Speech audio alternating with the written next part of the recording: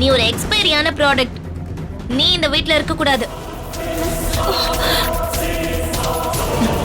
பேசாம தாலியை கட்டி கொடுத்துட்டு வெளியில கிளம்பு. இது தாலியை கட்டி எதுக்கடி கட்டி கொடுக்கணும்?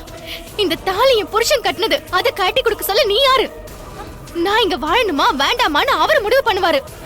அத பேசுறதுக்கு இங்க யாருக்குமே உரிமை இல்ல. என்ன குரல் உயருது? ஒரு குழந்தைய உன்னால பெத்து கொடுக்க முடியல, இதுல வாய் வேற பேசுற? இந்த வீட்டோட தாலியை சுமக்கிற தகுதி உனக்கு இல்ல. கழட்டி கொடுத்துட்டு போடி.